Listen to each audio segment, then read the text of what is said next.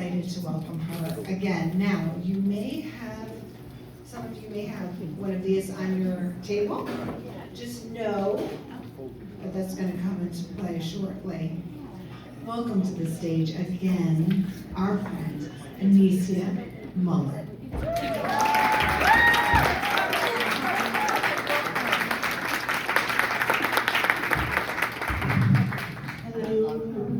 It's me.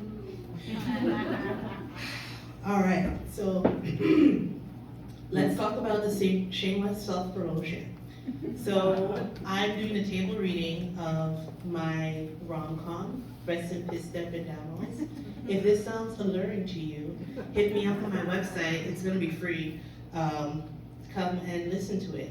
And on the back, if you're an author and you like a book cover, a book trailer, anything to bring your story to life, make it look beautiful, holla at me. Some context, I told my friend Cynthia, I think I'm in a cult, and I think this is my first day out of the cult. You know, we watched all those documentaries in the pandemic, and after a while you just go check, check, check. Check, check, check. I think the call is coming from inside the house. But that's not what we're here to talk about. Exactly. Just like if I seem a little loopy, is because this is how I woke up this morning, like.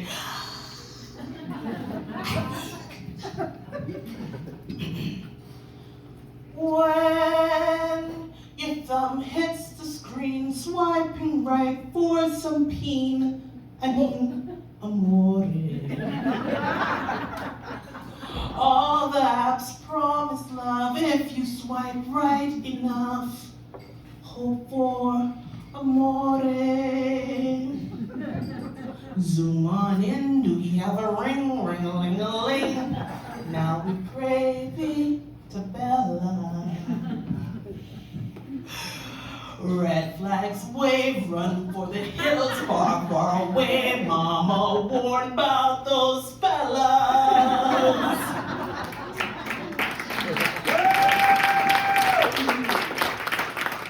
Now you're back on the app, swiping left more than right. Where's amore? Lower standards is the norm. Each first date feels like a chore. Where the fuck is amore? Hearing impaired, he don't got a leg, mad patchy beard. Ah, fuck it. Amore doesn't need working ears. Men don't listen anyways. I found myself on OkCupid in 2013 looking for love. At this time, in 2013, I was actually on a date with my boyfriend of 5 months, about to eat a burger, fries, and a shake when he breaks it to me, I think we need to break up. Shit.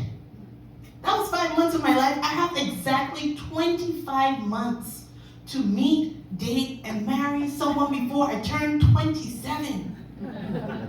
Well, I did that math 5 months ago, so now I have like 20 months to get it in. Because unlike you slutty sluts losing your virginity at 23,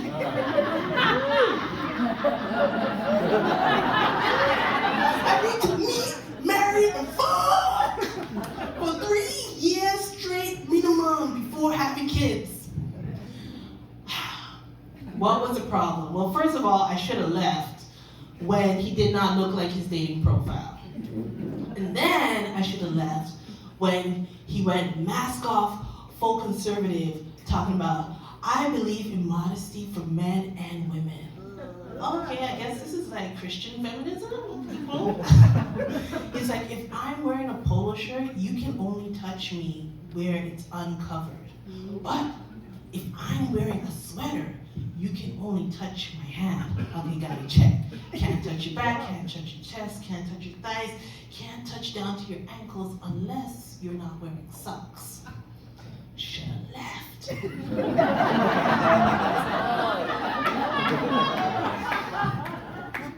And then he says, we're not allowed to be alone together. And even when we are alone together, both feet must be firmly planted on the floor to prevent sexual activities. Run the numbers at home, but imagine if this is a couch. I, 25-year-old virgin, was able to imagine at least 25 ways to lose my virginity while both feet were at the back of the couch, saying, go home, do the app. You have my email, send me your stick figures.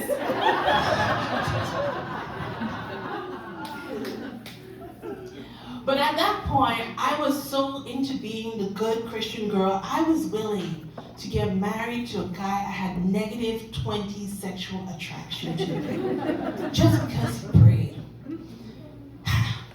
What a waste. Back to square one. Actually, I did try to leave. I was secretly on the apps, scrolling while I was in this relationship where like we only held hands, and on our breakup, well, technically, it was not supposed to be a breakup. What he said was that, Anicia, this is very intense. We need to take a step back from holding hands. I am 25, sir. What's a step back from holding hands?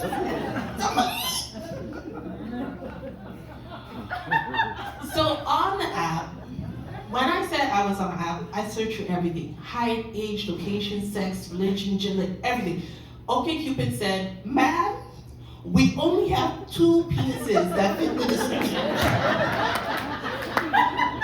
Only 2. So I had to like open up the parameters and like, what could I change? So I opened one race. We're gonna taste the rainbow now. And there was this guy, Roberto. Hearing impaired, you know, okay, I could work with this. Wearing glasses, also blind, you know, whatever, I could work with this. You don't gotta see me, I gotta see you, you know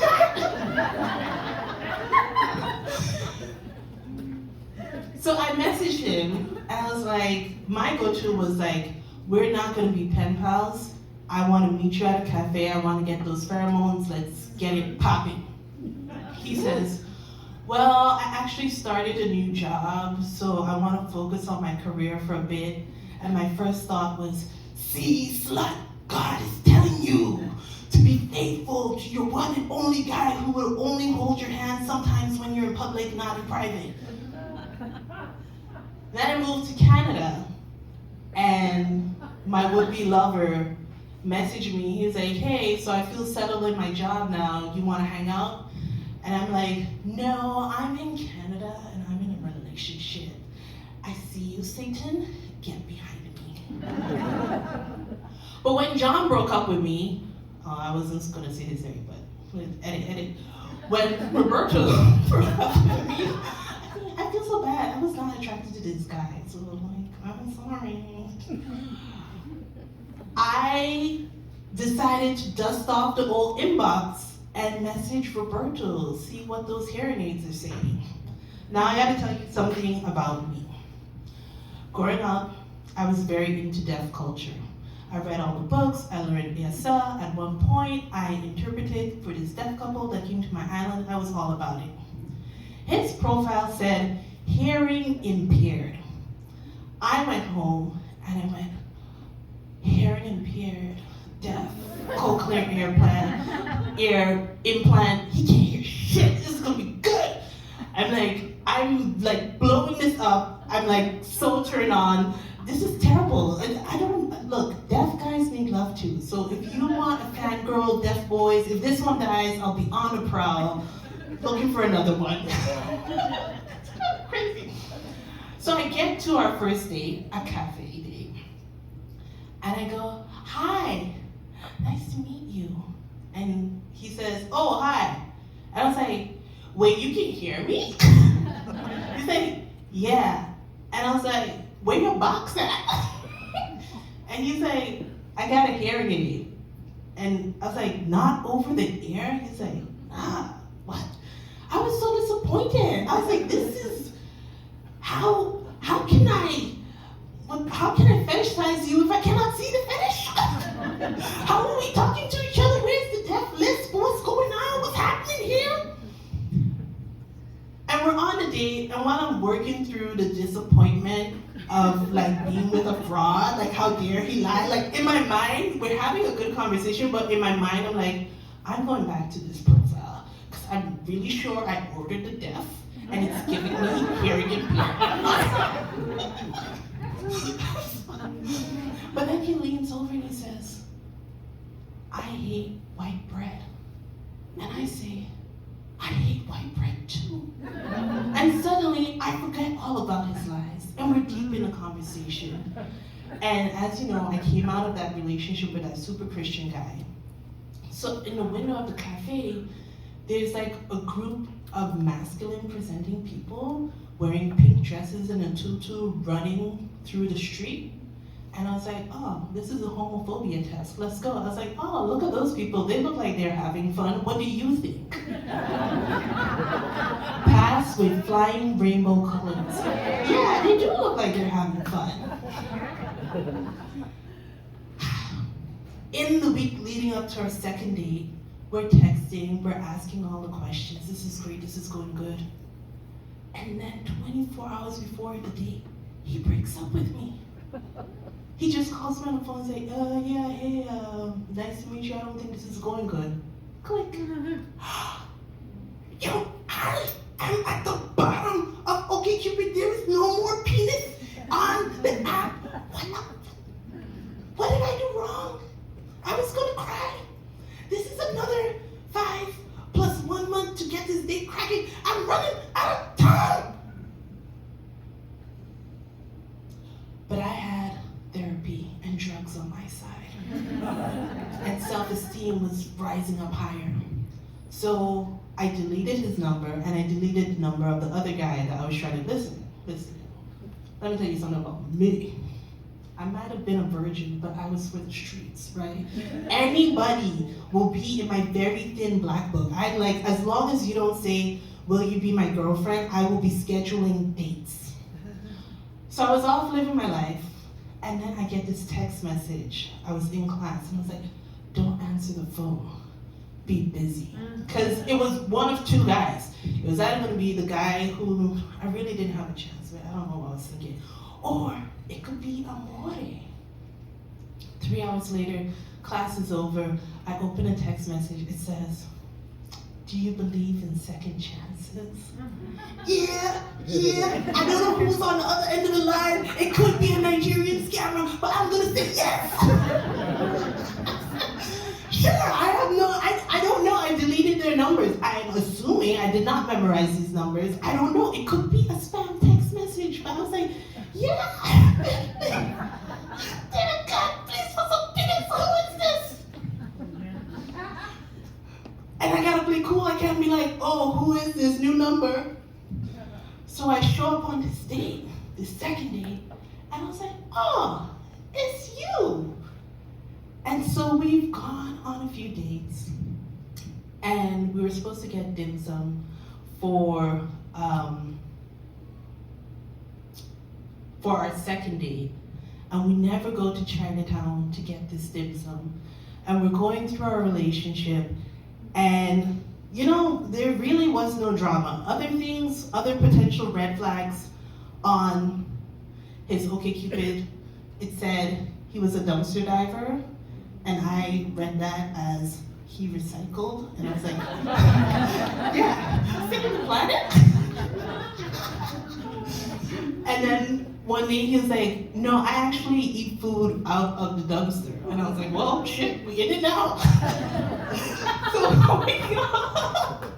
we go on a dumpster diving date. He rents a car, we dig in the dumpster, And then we make out in the car next to the dumpster until someone calls a tow truck on us. I was getting him in, finally, kisses. So at one point I asked him, well, why did you break up with me? And he said, well, you know, I thought you were a crazy church lady, to be honest. And I was like, I'm not a crazy church lady. I can be down and cool. And he was like, well, shit, I don't know if I want to tell his business. He's like, oh, well, sorry, too late now. So he says, so I'm a virgin and I'm trying to fuck. And I was like, I'm a virgin and I am also trying to fuck.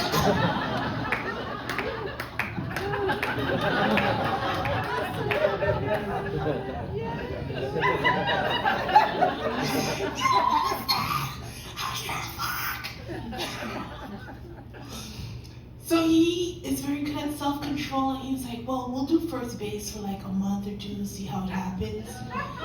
And he didn't understand that once you touch the chesticles, it's over for me.